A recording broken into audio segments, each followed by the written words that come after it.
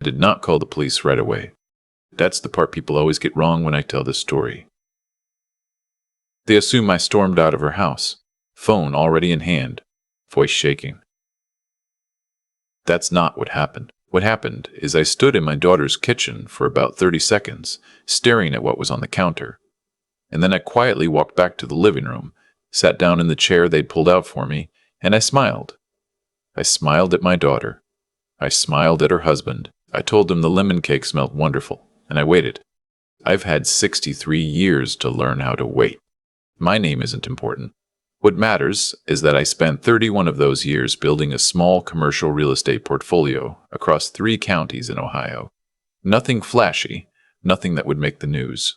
Strip malls, storage units, a handful of small office buildings outside Columbus. I drove a used Buick and wore the same winter coat for 11 years. My daughter Claire used to tease me about that coat, said it made me look like a retired mailman. I told her the coat still worked just fine. She never quite understood that answer. Her husband, Derek, understood even less. I should back up. Claire was my only child. Her mother, Patricia, passed from ovarian cancer when Claire was 19, and after that it was just the 2 of us for a long time. I worked. Claire finished college. She was sharp. My daughter, genuinely sharp. The kind of sharp that made teachers stop and pay attention. She got her MBA at Ohio State. For a while, I thought she might go into business with me. We talked about it once, over dinner at a diner outside Dayton, and she seemed genuinely interested. Then she met Derek. Derek sold medical devices. He was good-looking in the way that requires maintenance. The gym 5 days a week, the right haircut, the blazer that fit just so. He had a laugh that filled a room and an opinion on everything. He told me, the second time we met, that I should really consider diversifying into self-storage REITs instead of managing my own properties. I told him I'd think about it. I never thought about it once. They got married in June 4 years ago. I paid for the wedding, $62,000, an open bar, a venue overlooking a lake outside Cincinnati. I wrote the check without complaining. Patricia would have loved that wedding. I kept thinking that all day. For the first year, things were fine. Derek traveled a lot for work. Claire was busy, and I mostly heard from her on Sundays. Then, gradually, I started noticing things. The phone calls became shorter. When I visited, Derek always seemed to need to show me something, a new watch, the truck he'd leased, the outdoor kitchen he was having built in the backyard. He mentioned money often, in that particular way people do when they want you to know they have a lot of it. Except I knew, because Claire still talked to me about finances in those days, that they didn't. They had a mortgage they'd stretched for, 2 car leases, credit cards that rolled over month to month. Derek made good money. It just left faster than it came. I tried talking to Claire about it once. She got quiet in that way she had when she felt cornered, and she said Derek was managing things, that I didn't need to worry. I backed off. I always backed off with Claire when she got that tone. Maybe that was my mistake. I've turned that over enough times to have worn grooves in it. The shift happened slowly, the way most bad things do. By year 2 of the marriage, when Derek and Claire came to visit, the conversation started moving in a particular direction. Had I ever thought about moving somewhere smaller? A condo, maybe. Easier to maintain. Better for someone my age. Had I thought about what I wanted to do with the properties eventually? Had I considered talking to an estate attorney, really sitting down and thinking through the plan? I had a plan. I just hadn't shared it with them. I noticed that Claire started calling more after those visits, and the calls weren't quite like the old Sunday calls. They had a different texture, a kind of purposefulness underneath the small talk. She asked, twice in 1 month, whether I had a financial advisor. She mentioned, casually, that Derek knew someone. A good guy, very trustworthy, helped a lot of families with estate planning. I said I'd think about it. I started paying closer attention. What I noticed over the following 6 months was a pattern. Every conversation circled back to the same territory: my health, my assets, my plans, what would happen if something happened to me. Derek started calling me separately, which he had never done before. He was warm on those calls, friendly, asking about my golf game, telling me about a trip they were planning. And then, always, before he hung up, by the way, have you ever thought about setting up a trust? Or, I was talking to a guy at work whose father set up a family LLC, really simplified things for everyone. I didn't say anything. I listened. I filed it away. Then, last Thanksgiving, Claire invited me to spend the holiday weekend with them. They'd bought a new house the previous spring, bigger than the last one, in a neighborhood in Dublin with good schools, which struck me as optimistic, considering they didn't have children yet. I drove up Wednesday evening. Derek grilled steaks. We watched football. It felt, for most of Thursday, like a normal holiday. After dinner, while Claire was in the kitchen cutting pie and Derek was refilling drinks, I excused myself to use the bathroom. The bathroom was at the end of the hallway. Past the home office Derek had set up in what was supposed to be a guest room. The door was half open. I didn't go in, but I could see the desk, and on the desk was a legal-looking document with my name on it. I could see enough to read the top line. I read it twice. Then I went to the bathroom, washed my hands, looked at myself in the mirror for a moment, and went back to the living room. I ate 2 pieces of pie. I complimented Claire on the crust. I drove home Friday morning and said nothing. What I had seen was a draft of a durable power of attorney. My name was on it as the principal. Derek's name was on it as the agent. It had not been signed. But it was clearly not new. There were handwritten notes in the margins. A yellow sticky note with an attorney's name and phone number. I want to be careful here about what I say I knew at that point, because I didn't know everything. What I knew was that my son-in-law had a document giving himself legal control over my financial decisions, that he had prepared it without telling me, and that he had not mentioned it to me once across months of conversations about estate planning. I'm a careful man. I've been careful my whole life. I don't make moves until I understand the board. I called my own attorney the following Monday. Not the one Derek had mentioned, not anyone connected to them in any way. My attorney, a woman named Margaret, who had handled my real estate transactions for 14 years. I told her what I'd seen. She asked me several questions. Then she told me to come in on Wednesday. What Margaret told me over the following 2 weeks was not entirely surprising, but it was clarifying. She explained what a durable power of attorney would allow, particularly if it were signed while a principal was considered, or could be argued to be of diminished capacity. She explained that in Ohio, a POA combined with the right paperwork and the right timing could give an agent significant control over financial decisions. She also explained what steps I could take to make sure that never happened.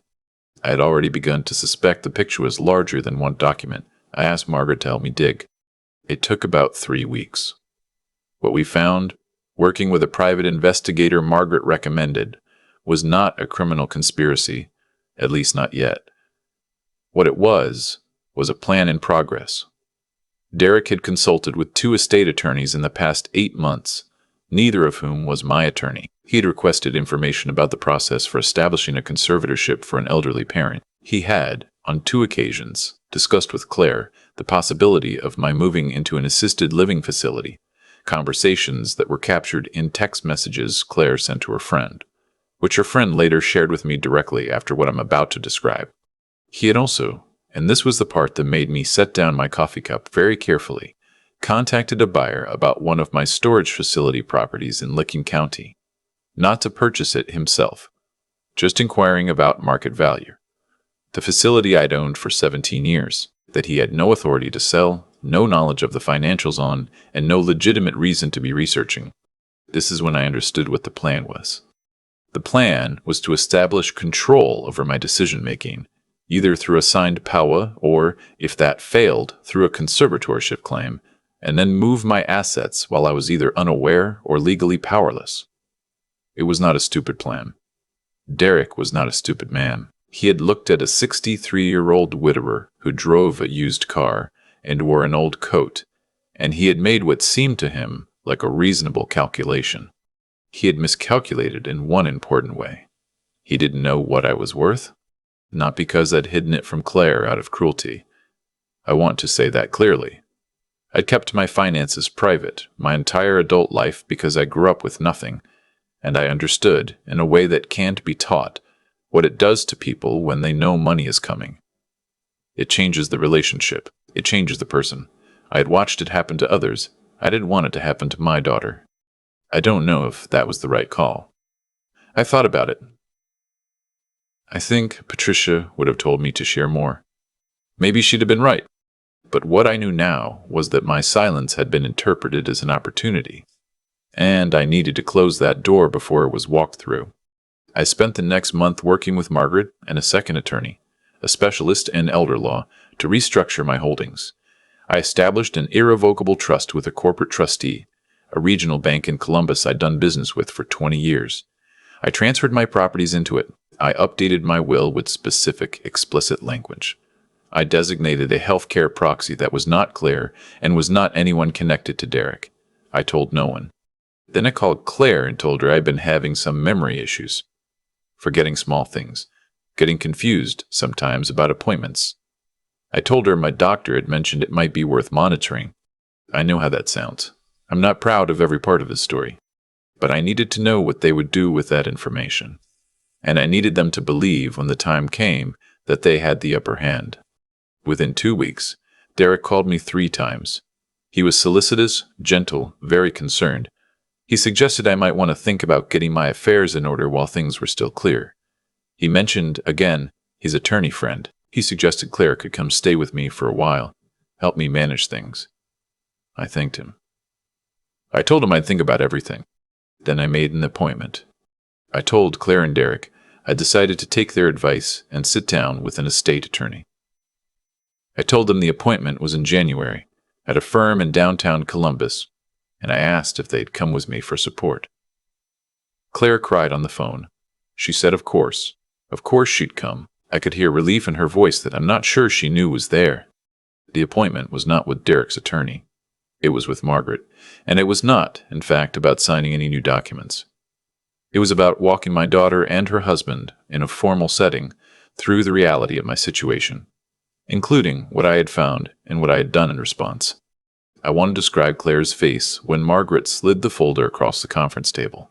I want to describe it because it's the part I still return to at night sometimes. Claire looked at the documents, the investigator's report, the printed text messages, the records of Derek's inquiries into my property values, and she went the color of chalk. She didn't look at Derek for a long time. When she finally did, he was already talking, already explaining, already constructing the version of events in which his intentions had been good, protective, practical. Margaret let him finish. Then she explained, very calmly, what the documents in front of them showed and what the legal exposure looked like for someone who had taken the steps Derek had taken. Derek stopped talking. I looked at my daughter. I said her name. I told her I loved her and that none of this changed that. I told her I needed her to hear me clearly. I was not confused. I was not declining. I had never been more clear-headed in my life. And I needed her to decide, today, who she was going to be. She cried for a long time. Derek sat next to her and said nothing. That was 4 months ago. Claire has been in individual therapy since February. We talk on Sundays again. The calls are short sometimes and uncomfortable, and we are both finding our way back to something that may not look like what we had before. I don't know yet what it will look like. I'm trying to be patient. Derek moved out in March. Claire told me over the phone, her voice flat and careful, like someone walking on ice. I didn't say I was glad. I just asked if she was okay, and she said she was working on it, and I said that was enough. I still drive the Buick. I still have the coat, though I'll admit Claire threw it away when she came to visit in April, and I let her, because some battles aren't worth the ground they cost. She brought me a new one, dark green. It fits well. I still have the properties, all of them, the storage facility in Licking County, the strip centers, the little office building outside Columbus, where a physical therapy practice has been renting space for 9 years. I spent 3 decades building what I built in silence, not because I wanted to keep it from the people I loved, but because I believed, maybe naively, that the work itself was the point, not what it added up to at the end.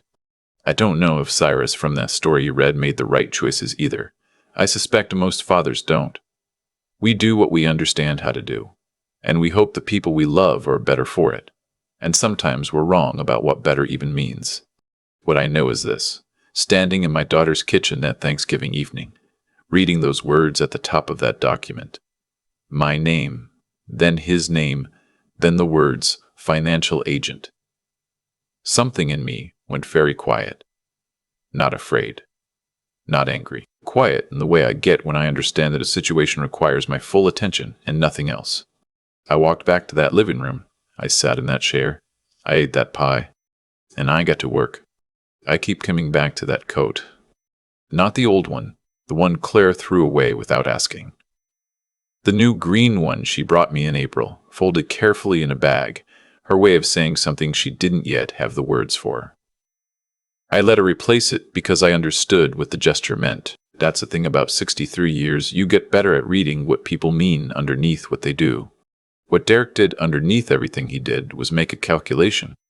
He looked at a quiet old man with a used car and an unremarkable coat, and he decided the math added up in his favor. That's not evil in the movie sense.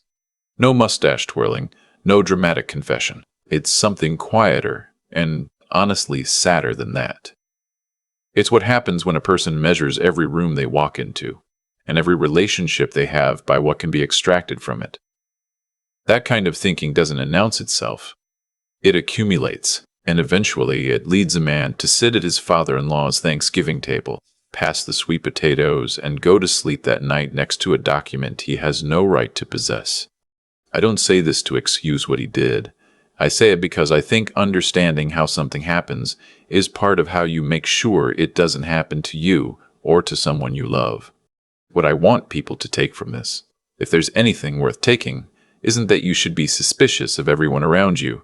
That's a miserable way to live, and I refuse it. What I want is for people to understand that being good-hearted is not the same as being careless. I love my daughter. I trusted her in the fundamental way a father trusts his child.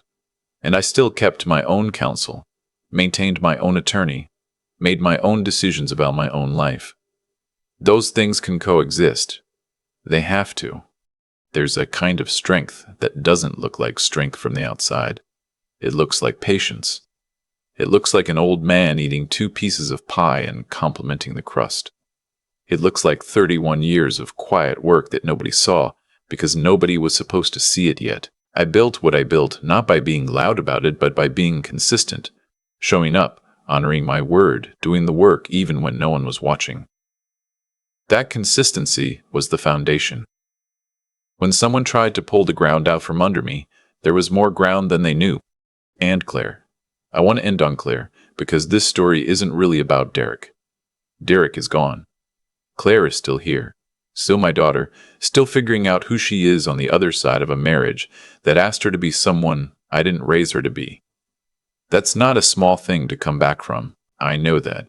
I'm trying to give her the space to do it without making her feel like she has to earn her way back to me. She doesn't. She never did. There are consequences to choices, not in a mystical sense, just in the plain human sense that what we do shapes what comes next. Derek's choices close doors. Claire's choice to sit with the truth that day in Margaret's office, to not look away from what was in that folder, that opened one, a hard one, a painful one, but open. I still drive the Buick. I still have the properties. I have the green coat now. And on Sundays, the phone rings